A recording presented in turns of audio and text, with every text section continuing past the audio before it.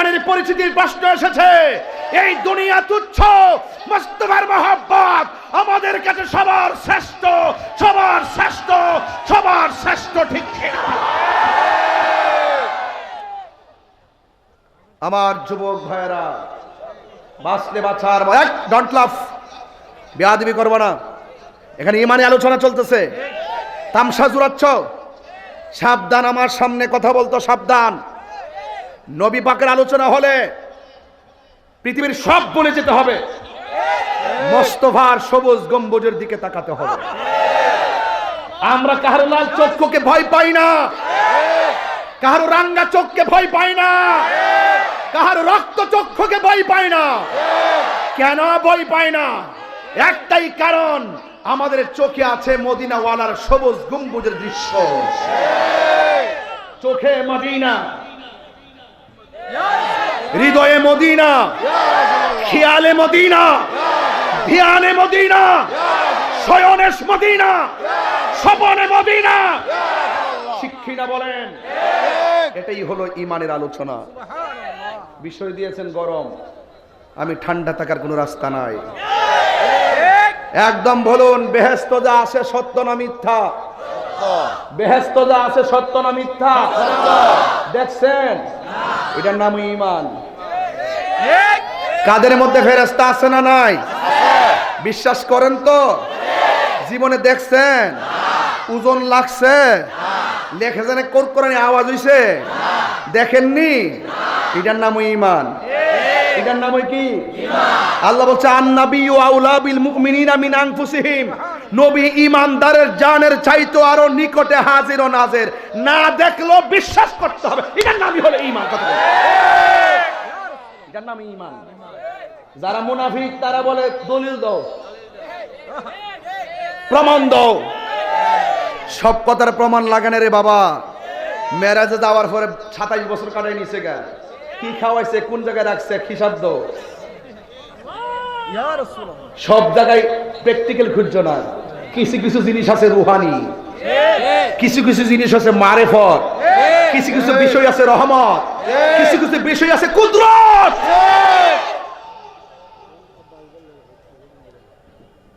আমার আল্লাহ আবারও বলছি, শুনেন, وَجَاهَدُوا بِأَمْوَالِهِمْ وَأَنفُسِهِمْ فِي سَبِيلِ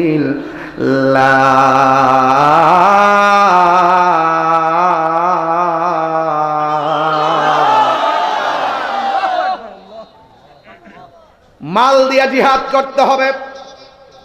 তাইলে বোঝা গেল ওয়াজ মাহফিলে, এই মাহফিলটা করতে তো সংগ্রাম হয়েছে। কথা কোন ঠিক কিনা?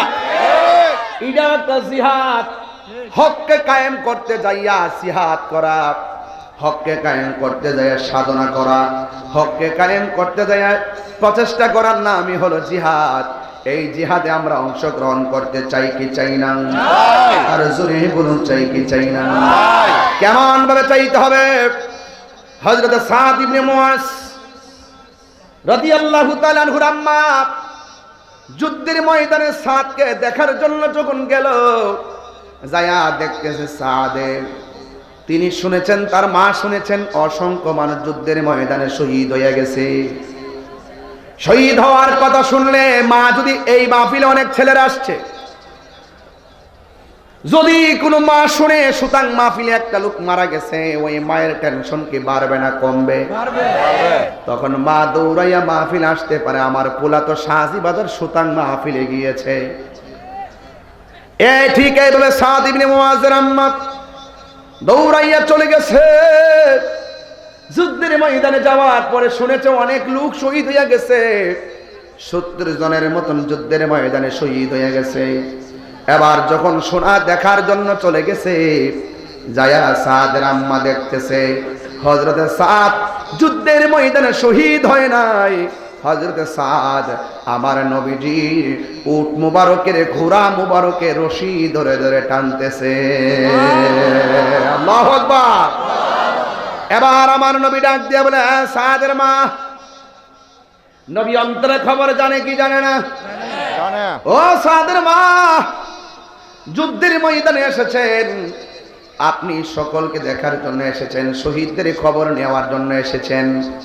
আয়েশা দেখতেছেন আপনার সন্তান যুদ্ধের ময়দানে নবীর রশি মুবারকটা টানতেছে। সাদের ভাগ্য কি ভালো না খারাপ? এবার নবী ডাক দিয়ে কি মা, আপনি যুদ্ধের ময়দান থেকে বাড়িতে যাবেন, যায়া বলবেন আজকের ময়দানে যারা শহীদ হয়েছে তারা জান্নাতের ভিতরে খেলাধুলা করতেছে।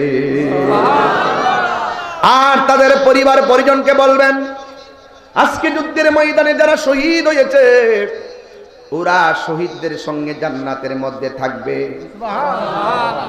শুধুমাত্র তাই নয়, আমার নবী ডাক দিয়ে শুধুমাত্র শহীদের পরিবার শহীদের সঙ্গে থাকবে না, ওই শহীদের পরিবার শহীদ, ওই শহীদগুলো হাসরের ময়দানে যাহার জন্য সুপারিশ করবে আমার আল্লাহ রাব্বুল আলামিন তার সুপারিশ কবুল করে দিবে।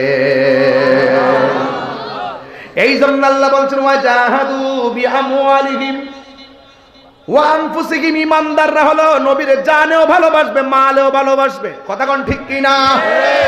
হকের পথে থাকলে জীবন চলে গেলে দাম বাড়বে না কমবে। এই জন্যই তো আমার নবী আপনার নবী বলেছেন ইয়াশফাউ ইয়াউমাল কিয়ামাতি সালাসাতুল আম্বিয়া ও সুম্মাল উলামা ও সুম্মা শুহাদা। হাশরের ময়দানে তিন কিসিমের মানুষ আল্লাহর দরবারে সুপারিশ করবে। এক নম্বর হলো নবী রাসূলগণ, দুই নম্বর হলো শহীদগণ, তিন নম্বর হলো আলেমগণ। তার মানে হলো ইমানদাররা মরণের ভয় করে না, ইমানদাররা হক কথা কোনোদিন গোপন রাখে না, ইমানদাররা সত্যের জন্য লড়াই করতে প্রস্তুত আছে না নাই? আর তাদের ব্যাপারে আমার আল্লাহ রাব্বুল আলামিন বলেছেন উলাইকা হুমুস সাদিকুন, আর এরাই হলো সত্যনিষ্ঠ। আপনারা জবান খুলে কোন সত্যবাদীদের সঙ্গে আমার আল্লাহ আছে না নাই? এই জন্য আল্লাহ বলছেন কুনু মা'আস সাদিকিন, তোমরা সত্যবাদীর সঙ্গে হয়ে যাও। সত্যবাদী হলেন আল্লাহর ওলিগণ, এদের সঙ্গে হয়ে যাও। এই জন্য যুবক ভাইরা আল্লাহ রাব্বুল আলামিনের হাবিব সাল্লাল্লাহু আলাইহি ওয়াসাল্লাম হাদিস শরীফের ভিতরে মুমিনের 7টা গুণ সম্পর্কে আলোচনা করেছেন। আল্লাহু আকবার কোন না কেন? কয়টা গুণের কথা বলেছেন? এখন ইমানদার হইতে গেলে 7টা গুণ লাগবে। বাংলাদেশের মধ্যে অনেক চাকরি আছে, ওই চাকরি করতে গেলে একটা যোগ্যতা উল্লেখ করে দেওয়া হয়। আল্লাহ রাব্বুল আলামিন হাবিব বলেছেন ইমানদার হতে গেলে তোমাকেও কয়েকটা গুণ অর্জন করা লাগবে। কি গুণ অর্জন করা লাগবে? আল্লাহর কোরআন দিয়ে আল্লাহ বলতেছেন 2টা কোয়ালিটি অর্জন করা লাগবে। 2টা কোয়ালিটি যদি অর্জন করতে না পারো তাইলে তুমি ক্ষতিগ্রস্ত হয়ে যাবে। আমার আল্লাহ বলতেছেন ইন্নাল ইনসানা লাফি খুসর, নিশ্চয়ই মানুষ ক্ষতিগ্রস্ত। 2টা কোয়ালিটি যার মধ্যে থাকবে আল্লাহ রাব্বুল আলামিনের হাবিব আল্লাহ রাব্বুল আলামিন বলেছেন ইল্লাল্লাযীনা আমানু ওয়া আমিলুস সালিহাতি ওয়া তাওয়াসাউ বিল হাক্কি ওয়া তাওয়াসাউ বিস সাবর। আল্লাহ রাব্বুল আলামিন বলেন 2টা কোয়ালিটি যার মধ্যে থাকবে তাদেরকে আমার আল্লাহ জান্নাতের গ্যারান্টি কার্ড দিয়েছেন, জান্নাতের ওয়ারেন্টি কার্ড দিয়েছেন। 1 নম্বর হলো ওই 1 নম্বর হলো কি জানেন? 1 নম্বর হলো ঈমান, 2 নম্বর হলো আমল। ওয়া তাওয়াসাউ বিল হাক্কি, সৎ উপদেশ প্রদান করবে। ওয়া তাওয়াসাউ বিস সাবরি, ধৈর্যের সবক দিবে।